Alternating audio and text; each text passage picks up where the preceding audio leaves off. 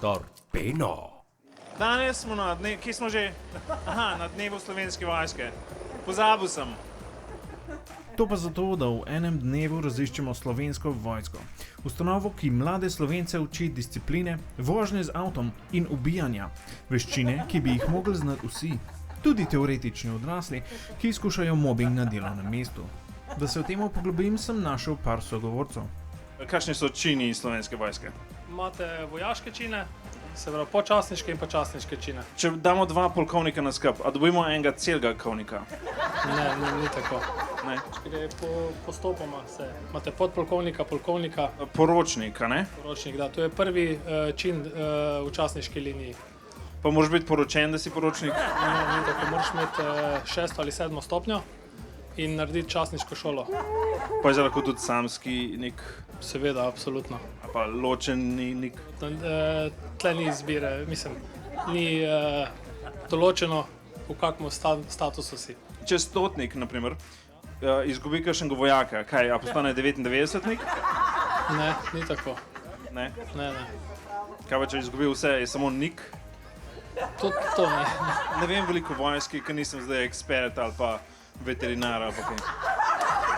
Kako je v vojski z enakopravnostjo? Enakopravnostjo? Ja.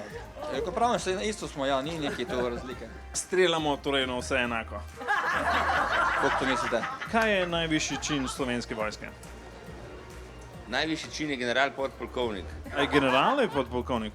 General podpolkovnik. To jaz vas sprašujem. On je general podpolkovnik. To je... Ne vem, če razumem, pa greva kar naprej. Kaj narediš, če ti tank ne užge? Zanimivo vprašanje. A pokličeš tank MZS? Ne, to ne pokličeš. Verjetno pokličeš nekoga, da te izvleče ven. Kaš pa si pač tam, ne? In čakaš, da te mogoče premisli. Ne moreš iti ven pa porivati, a ne? Ne moreš iti ven pa porivati. A lahko greš s tankom v McDonald'sov drive-thru? Ne bi šlo. Ampak vsaka restauracija, s katero greš s tankom, je drive-thru, a ne verjetno? To pa je. Da se čez vsako zapeljati, ja. A mi lahko poveste kaj o strogo zaupnih podatkih vojske? Žal ne, Kaj pa ne? ker so strogo zaupni. Ne, ker nimate niti tunov. Sam se mi lahko zaupaš. Kaj? Lahko dobim dostop do tajnih podatkov. Seveda lahko. Super. Imate tudi kakšne vojaške pse tukaj okoli? Imamo. Tam na dole 100 metrov, če se boste sprehodili, imamo enega. V bistvu sam zanima me, kje je ta vojaški pes. To pa ne vem. Ne, ker imamo ne par vprašanj za njega. Okay, škoda, bomo ga najdli. A pa imate samo vojaške pse, a tudi, ne vem, vojaške mačke ali pa Ne, vojaških mačk pa nimamo. vojaške Delfinov tudi ne. golobe. Ne, nimamo. Imate opice zaradi Urške Klakočar Zupančič. Zaradi koga? Kaj pa delajo vojaški psi? Ja, naši vojaški psi, se pravi, so usposobljeni za intervencije, usposobljeni so za iskanje eksplozivov, pa za iskanje drog. Za iskanje drog? Ja. Če bi teoretično jaz full drog vzel, predtem sem prišel sem, a bi me zavohal? Ja, Gremo. Povejte mi, kako me lahko vojska nauči, da se postanem sam zase v pisarni? Da se postavite sami. Ja, s tem, da vas nauči, da postanete mogoče bolj samozavesten. Ne bi mogel najiti nekoga, da bi ubil mojega šefa. Zakaj pa?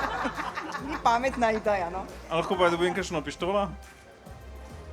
Ja, seveda lahko dobite pištolo, ampak, ja. Ne za to, za nekaj drugega, čist presežem. In tako nažalost nisem našel rešitve za mobbing, sem pa dobil par orožij, za katere nihče izrecno ni rekel, da jih moram dati nazaj. Tako da... Gremo kar nazaj v studio. Hej, preden greš, klikni tukaj in se naroči na naš YouTube kanal, imamo pa tudi TikTok, Instagram in Facebook, tako da le urno.